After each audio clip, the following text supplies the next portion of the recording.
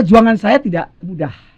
Karena mengolah tanah halaman saya itu kan tanahnya nggak subur seperti Indonesia. Istilahnya kalau generasi muda kita tuh pengen terjun ke petani, saya bilang bisa kalau di kemauan, dan semua itu lapisan. Itu sekali lagi gabungan. Mau nggak dari hati.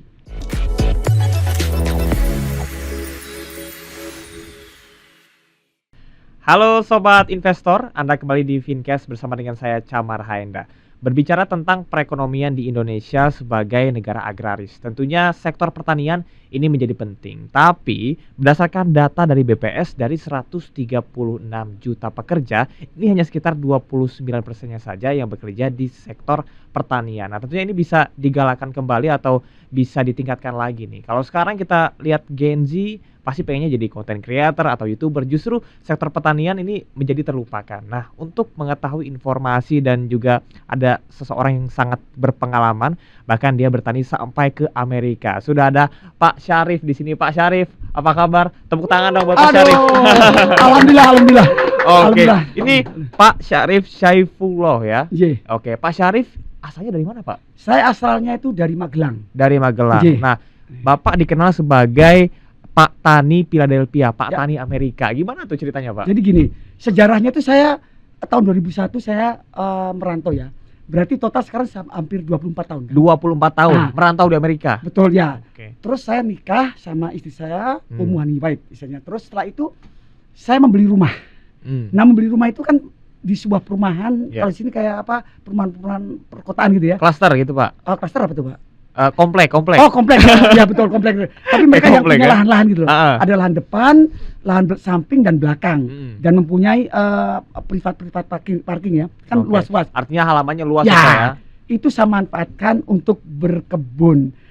Selama 3 tahun saya struggle. Alasan saya kenapa tanah itu saya harus olah, makanan atau tanaman di Amerika itu mahal. Oh, mahal, Pak. Mahal. Sayuran justru di sana mahal, Pak. Mahal sekali. Jadi apapun makanan sayuran di Indonesia murah, di sana sangat mahal sekali. Mahal, langka ya, Pak. Justru anak saya sekolah di sebuah sekolah, tapi banyak kan instan. Nah, itu bener, aduh, kok makanan instan dari kalengan. Gak sehat ya, Pak ya? Gak sehat. Akhirnya saya berpikir ini harus tanah saya tahulah 1 meter, 2 meter, 3 meter, tahulah sampai semua. Tak tanamin bermacam-macam. Berhasil, tapi berhasil pertama, lama-kelamaan tuh tumbuhnya itu beda-beda. Karena saya nggak punya pengalaman. Jadi akhirnya artinya Bapak waktu dari Indonesia ke Amerika itu statusnya seperti apa? Bekerja sebagai apa? Ya, saya sebagai istilahnya itu waktu itu memang istilahnya itu kunjungan istilahnya kan. Terus saya meneruskan sana dan saya bekerja, terus saya menikah dan saya disponsori oleh istri saya. Oh, jadi istri support juga ya, Pak ya? Gitu loh. Luar biasa. Kebetulan saya orang Indonesia menjadi warga negara Amerika gitu. Oke, dan Bapak melanjutkan hidup di sana ya, Pak ya? Sampai sekarang. Jadi akhirnya kembali ke tanaman itu, ya saya olah. Perjuangan saya tidak mudah. Karena mengolah tanah halaman saya itu kan tanahnya nggak subur seperti Indonesia. Di sana tuh sangat sulit. Tapi karena perjuangan saya itu semangat tekad bagaimana supaya aku dapat hidup yang sehat, ya saya lakukan. Artinya Bapak learning by doing dong. Bapak nggak belajar dari mana-mana. Bapak memang betul dari pengalaman Bapak. Kira-kira di Amerika mungkin suhunya beda, cuacanya beda gitu ya, Pak ya? Ya, karena kalau di Indonesia kan ada sekitar 2 musim panas dan dingin. Kalau saya dapat pusing. Dan awal pertama saya tuh struggle banget karena ada musim dingin, panas, fall segala macam. Jadi kita nggak tahu karakter tanamannya. Jadi berantakan lah. Jadi kadang-kadang saya pernah nanam 1000 bibit. Itu dalam hitungan cuma 1 jam itu bisa mati. Karena tiba-tiba bulan April itu ada suhu langsung drop. Jadi akhirnya kita dari pengalaman-pengalaman itu saya mengetahui kapan masa tanam, kapan masa panen. Terus saya harus mengetahui juga tanaman apa yang bisa tanam, yang khusus. Karena karakter tanaman cabai, kangkung, kol itu kan beda-beda. Berapa jadi kadang artinya tidak semua tanaman yang Bapak tanam itu cocok di Amerika gitu ya, Pak. Bapak udah tahu nih tanaman mana yang bakal tumbuh gitu ya. Ya, sebenarnya semua cocok. Cuma masalah meminit aja. Oh, waktunya ya, Pak ya. Waktunya aja. Kadang-kadang kalau bulan Agustus udah aman, batas aman. Karena sudah musim panas. Saya nanam apa jadi seperti Indonesia. Tapi pada saat musim harusnya sudah panen, udah keburu dingin. Nah, itu harus diketahui. Makanya saya mengedukasi teman-teman belajar, saya mengajarkan itu background saya. Terus akhirnya lama-kelamaan ya alhamdulillah sampai sekarang saya paham semua. Jadi hampir Oke. boleh katakan hampir 25 item tanaman tropis itu saya tanam berdasarkan uji coba. Jadi kalau saya Oke. uji coba beli ya, beli di sebuah store. Tanaman misalnya boleh dikatakan tomat lah yang gampang. 2 tomat. Saya tanam beli tomat 2 dari Iya. luar. Saya tanam juga bibit sendiri 2 tomat. 2. Dua-dua ini saya tanam, tak kasih bibit, tidak kasih bibit.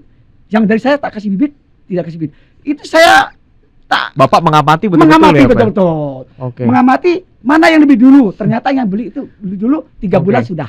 Artinya telaten juga ya, Pak? Karena Ya. kan kalau kita ngomongin Ya. soal tanaman itu kan nggak instan, Pak. Kita harus Tidak. nunggu waktunya Tidak. tumbuh gitu Itu ya, Pak. harus instan. Hmm. Maaf kok instan. Harus benar telaten, fokus Hmm. dan itu apa? Kita tuh Tekad benar-benar yang kuat ya, Pak ya. semangatnya itu. Karena kalau kita berkebun tuh bukan apa? Kita seperti kita mempunyai anak. Anak tuh Dirawat gitu ya, Pak ya. dirawat. Kalau kebun itu ditelantarkan, otomatis semua juga akan telantar. Oke. Itu kuncinya. Jadi alhamdulillah sahabat ini saya tetap berkebun, mengedukasi teman-teman, bukan orang Indonesia saja, orang Iya. Amerika pun juga Sama sudah ya, Pak banyak. ya. Oke, ini kan sangat menginspirasi sekali, Pak, terutama untuk anak muda generasi Gen Z saat ini, Ya. Pak. Yang memang sekarang kan semua juga lini pekerjaan sudah mulai nih, Gen Z udah mulai Betul. menguasai ini. Betul. Nah, tapi yang jadi permasalahan seperti yang tadi disampaikan di awal adalah rasa-rasanya ketika Gen Z ngelihat petani, aduh, ngapain gue jadi petani, gengsi. Mungkin hal-hal semacam itu yang terbayang. Tapi justru mungkin ada pandangan lain tentang itu, Pak. Justru menjadi petani itu bukan sesuatu yang memalukan, bahkan bisa menguntungkan, Pak. Saya bilang bisa. Hmm. Menjadi petani adalah petani yang terhormat.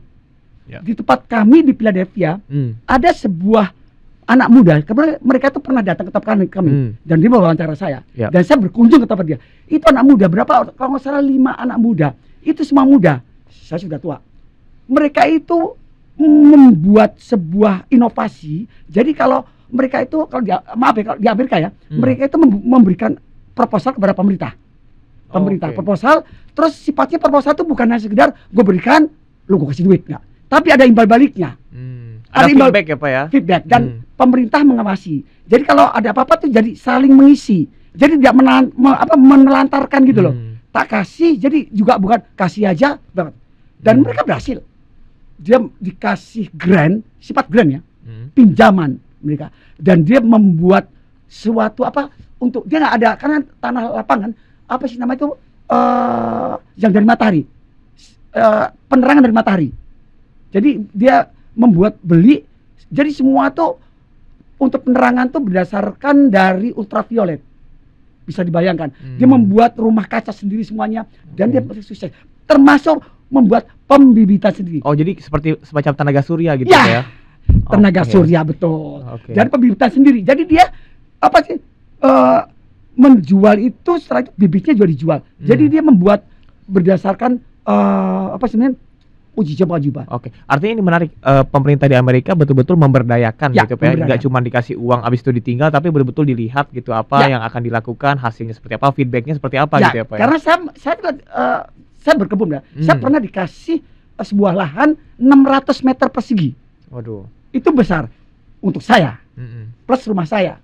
Nah, di sebuah satu daerah itu Ya. adalah di Airport. Di Airport kan tidak boleh ada apa bangunan kan? Ya. Itu tanahnya kosong nggak? Kosong. Lahannya berantakan. Dimanfaatkan untuk para petani muda, orang tua semua. Dan di sana di tempat kami itu dikasih kunci itu tidak. Jadi untuk memasuki sebuah pertanian saya itu pertama boleh masuk itu lahannya lewat besar ya. Untuk masuk lagi ada itu sampai ke petani itu dikasih lagi. Dan di sana tuh saya membayar Mas. Oh, Bapak juga Setahun bayar cuma pajak, bayar sewa atau gimana? enggak, tidak bayar pajak. Oh. Bayar sewa Bayar sewa aja. $20 sedikit. Oh, iya. Kecil ya. Nah, mereka itu untuk pangeran kesulitan kan? Di mana? Ada infrastrukturnya itu loh. Ada. Setiap petani-petani dikasih satu tongkak. Saya dapat tongkaknya juga. Nah, jadi kayak ada di sini kayak blambir tuh yang dibuka tuh Mas. Jadi kalau pada saat musim dingin tutup, pada musim semi pada musim mau panas, musim dingin peralihan itu dibuka. Iya. Jadi kita mau menggeluntur mau membanjir bisa dan itu gratis. Gratis ya, Pak Ya ya. tanah air itu dari perusahaan, kalau di sini mungkin kayak semacam kayak PDAM. PDAM betul. Nah dikasih dan itu juga di sana diberi pupuk, dikasih seperti pupuk. Itu secara cuma-cuma atau Cuma-cuma. Secara cuma-cuma? Ya, cuma-cuma. Oleh pemerintah? Oleh pemerintah. Oke, ini kalau Termasuk tadi bibit. apa yang Bapak sampaikan, jadi kita udah bisa punya bayangan nih kelebihan dan kekurangan antara dua negara, Indonesia dan juga Amerika berkaitan dengan sektor pertanian. Nah, Betul. itu gimana tuh, Pak? Nah, untuk perbedaan-perbedaan ya. Perbedaannya, Pak. Nah, Tadi gini. kayaknya udah signifikan banget nih, Ya. mulai dari airnya gratis, pupuknya gratis, Betul. sedangkan di Indonesia pupuk aja masih di masalah gitu. Nggak semua petani dapat pupuk. Nah, di sana dikasih pupuk, karena di sana kan ada untuk pupuk aja kan di sana tuh kasih macam pohon-pohon ya, Mm-mm. pohon-pohon segala macam itu dihancurin kan dengan Iya. sistem pakai teknologi ya. Hmm. Nah, itu tuh dijadikan pupuk. Oke. Terus juga bibit-bibit itu ada sebuah kalau di sini departemen apa ya pertanian gitu ya. Iya. Nah, itu ada penelitian bibit-bibit dibuat itu dikasihkan. Itu juga organik gitu lah. Jadi otomatis kan petani itu kan merasa bagaimana kan. Iya. Itu penjualannya itu luar biasa. Jadi Oke. saya nanam misalnya cabai. Mm-mm. Sebelah saya itu bukan cabai, kol. Hmm. Nah, jadi pada saat nanti tanamnya beda-beda, nanti saat penjualan pun beda-beda. Hmm. Jadi bisa mengesimbangkan, jadi tidak ada Nggak ada semua saingan cabai, ya, Pak ya? cabai semua. Iya, Nah, iya. yang lucunya lagi, kalau saya tidak punya cabai, misalnya kekurangan, sebelahnya punya, dia ngasih saya. Hmm. Itu pengalaman saya. Oke, nih. oke, oke. Dan mereka penjualan itu mereka langsung ke wholesale, semacam kayak ada gedung itu yang besar, ditaruhlah di situ. Ada kulaknya gitu ya, Pak ya, untuk simpan Saya nggak ngerti barangnya. kulak, tapi yang bukan kulak ya, kayak ada penampungan. Hmm. Itu penampungan pelumbung ya, betul, pelumbung itu resmi. Nah, pembelinya adalah pelaku-pelaku yang langsung seperti restoran-restoran. Hmm. Terus ada nama toko-toko kecil-kecil petani beli langsung di situ. Artinya petani langsung ketemu dengan pembeli. Hmm. Nah, yang Artinya nggak ada calo-calo lagi ya, Pak ya, dan nggak bikin ada. harga jadi makin mahal jadi gitu ya. yang beli situ dia pakai ini, Pak, kayak member gitu loh. Hmm. Membership. Jadi kalau nggak membership nggak, Pak. Jadi dia pakai membership, dia beli. Iya. Dia beli berapa. Jadi makanya kadang ada mobil-mobil yang besar tuh isinya tuh banyak banget. Untuk ke restoran-restoran gitu loh.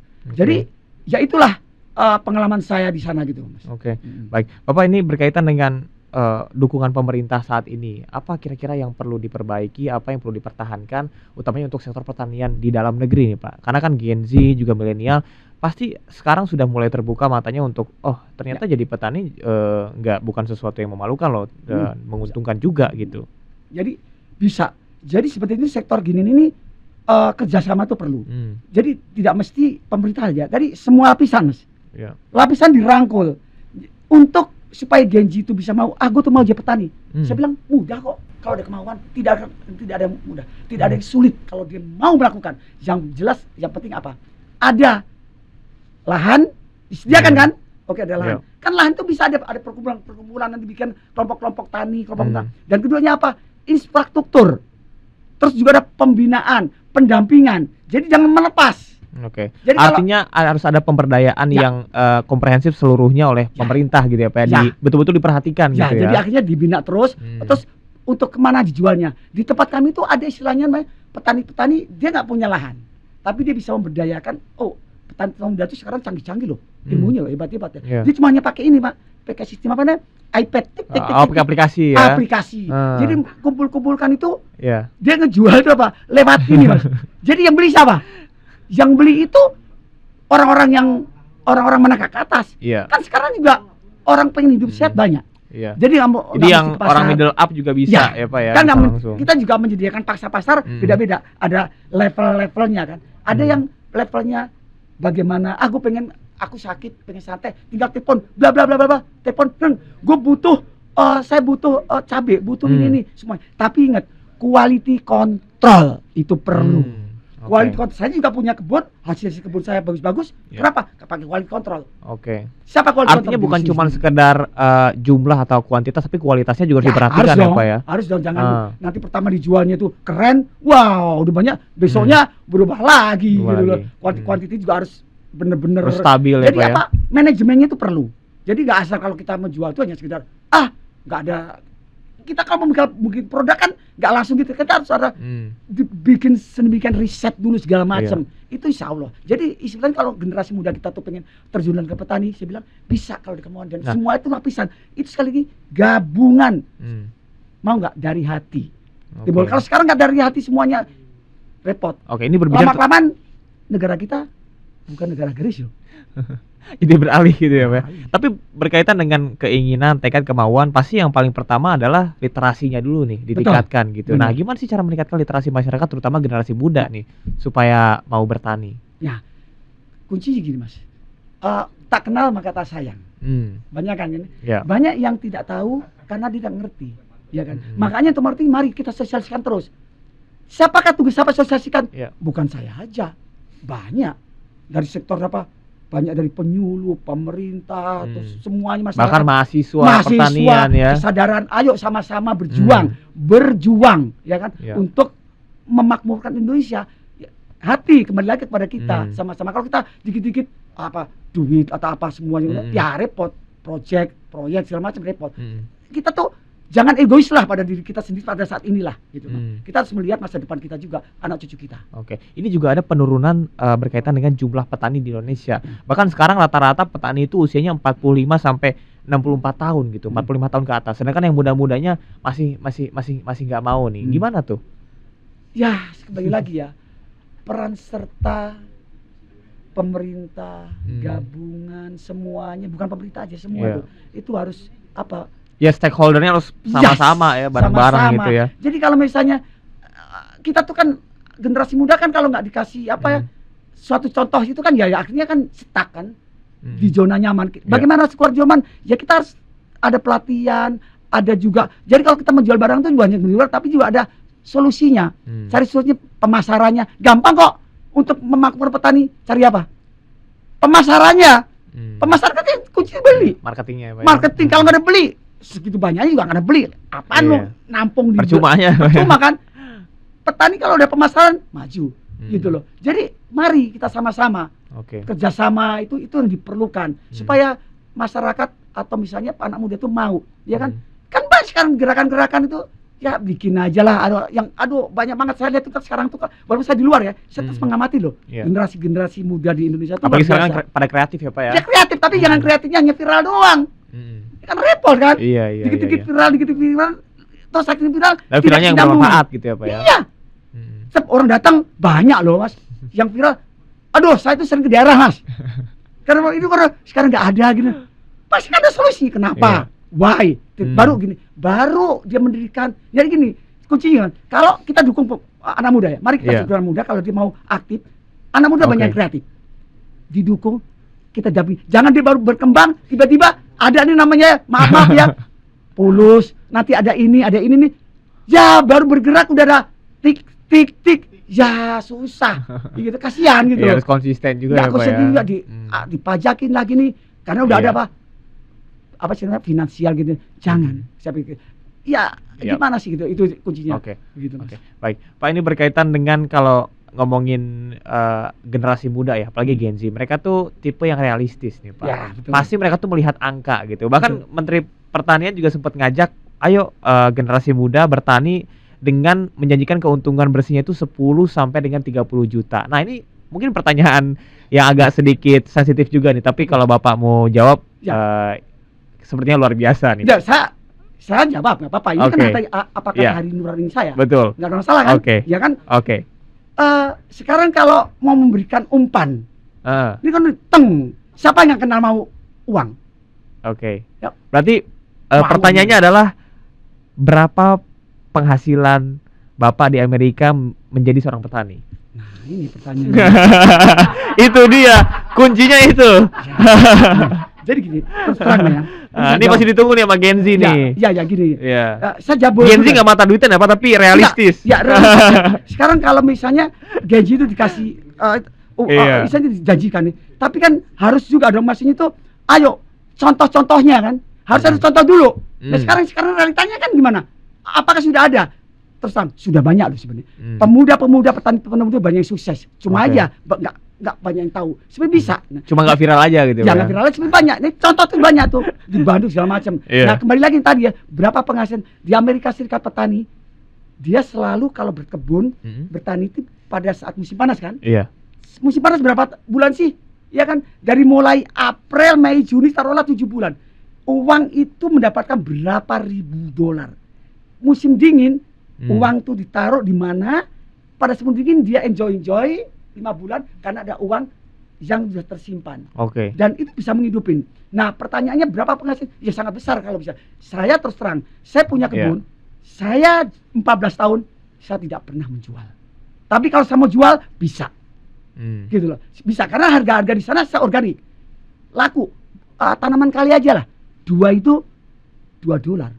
Saya pernah punya hasil panen namanya cabai. Banyak banget. Itu kalau saya mata duitan bener-bener gitu tuh, itu juga duit loh Mas. Saya nggak jual, kenapa? Saya punya passive income. Jadi passive itu perlu. Jadi generasi muda, yuk cita-citakan juga, jangan hanya satu pekerjaan itu aja, tapi juga inovasi-inovasi terbaru. Jadi jangan suatu sini ini parah, bangkrut, ini ada lagi. Gitu loh. Jadi kalau menjadi petani, jadi ada saving money yang dipersiapkan gitu ya untuk melakukan aktivitas yang lain gitu ya Pak ya. Juga. Artinya ada, kalau mereka itu juga ada funding untuk uang yang disimpan segala macam. Tetap saya bilang bisa. Kalau sekarang tuh kan petani-petani di Amerika tuh kan rata-rata memang sudah makmur kan, memang lahannya gede-gede. Nah kalau bicara di Indonesia, lah sekarang lahannya sekarang yang dikuasai siapa? Kita nggak ngerti kan? Apakah ada lahan? Ya kan? Sekarang contohnya kecil. Sekarang kalau ada lahan pengennya bikin kontrakan aja. Nah, kan? Iya kan? Banyak loh sekarang tuh daerah-daerah gunung di atasnya sudah dikuasai oleh kelompok-kelompok untuk jadikan semacam kayak wisata-wisata. Ada sisi keuntungan positif dan negatif, ada semua. Kalau misalnya itu lahan itu adalah pertanian, tiba-tiba jadikan sebuah lahan yang beda, kan? Lambat laun itu juga jadi penurunan komoditas juga ya Pak ya. Hilang kan? Harga akan naik nggak? Harga akan naik. Karena semakin barang sulit dicari, maka semakin sulit dicari, maka harga akan mahal. Ya, ketersediaan dan juga kebutuhan tuh nggak seimbang. Dan nanti akan apa? Kita dari negara lain, ketergantungan repot. Indonesia kan negara agraris ya. Harus impor terus ya. Impor murah kan lu nggak lucu. Gitu ini ceritanya. Makanya ya itulah, kembali lagi. Pokoknya sebenarnya itu untuk Genjet itu banyak bisa. Sekarang tergantung kemauan. Semua lapisan saling dukung. Proyeknya apa? Kalau kita ada proyek tuh, ya ini proyeknya untuk apa nih? Kalau sekarang bisa tahun ini petani untuk Genjet, kayo alokasikan untuk Genjet. Tapi tentu diawasi, jangan digelontorkan semuanya itu. Dan itu yang benar nanti pengawasannya. Itu yang benar. Jadi poinnya adalah pengawasan perlu ditingkatkan, kesadaran dari masyarakat terutama generasi muda gitu ya. Betul. Nah, melihat Indonesia ini dulu penghasil beras terbesar dan kita juga pernah import, malah sekarang kita pernah import, malah sekarang kita harus pernah ekspor, kita harus import sekarang. Gimana tuh Pak melihat hal tersebut? Kalau bicara itu, pasti kan tadi banyak aspek selain mungkin kesadaran kita untuk jadi petani, kemudian juga lahan sekarang makin sempit. Ya, itu kuncinya itu kan, maaf ya, maksudnya kan birokrasi lagi kan. Ya, kalau itu saya sedih Mas. Setiap saya kunjungan ke daerah-daerah, kadang-kadang ya maaf ya, saya terserang kan.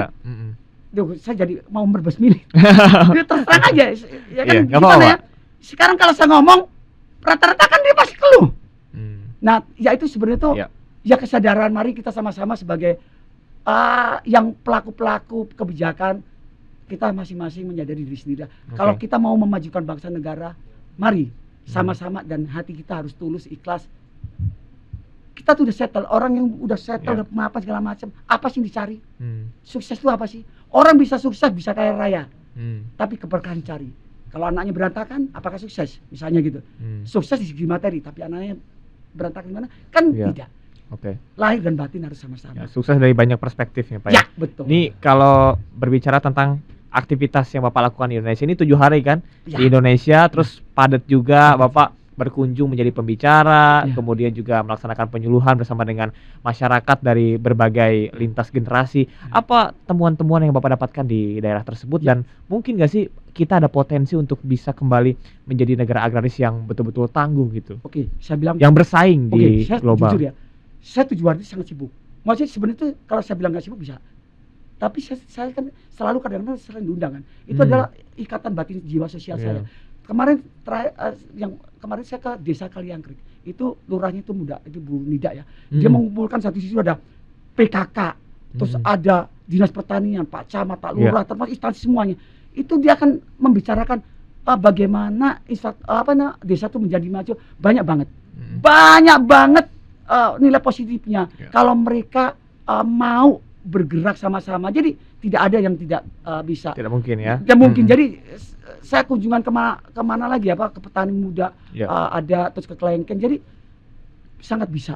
Dan apa sih keluhan? Ya saya bilang tadi kan ada keluhan, ada keluhan. Biasanya kalau sekarang kalau ada keluhan pada saat itu ya ada pendampingan kan, langsung ada ijab ya namanya, sama-sama bersinergi sama-sama.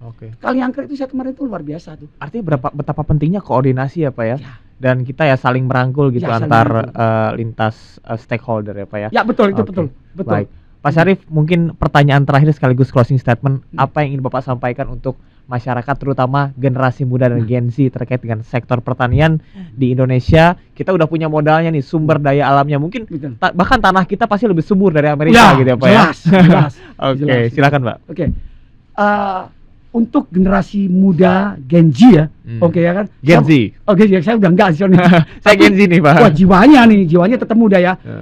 Mari kita sama-sama semangat perjuangan. Istilahnya kalau kita tuh berjuang tidak ada yang instan, ya kan? Pasti kita ada struggle. Tapi kalau kita gagal, ulangi dan tetap fokus sekali lagi. Fokus. Kalau kita gagal, hilang lagi dan tetap semangat itu.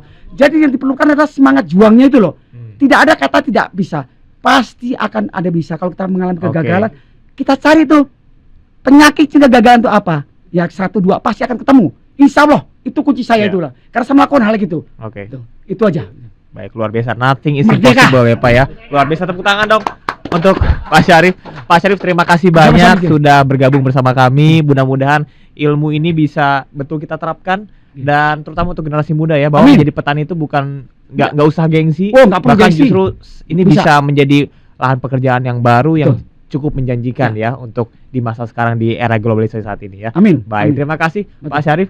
Dan demikian tadi informasi dari Pak Syarif, petani Amerika yang sukses. Mudah-mudahan bisa terus menginspirasi dan kita harapkan bahwa kita bisa memaksimalkan sektor pertanian di Indonesia sebagai negara agraris. Saya Camar Henda pamit, sampai jumpa.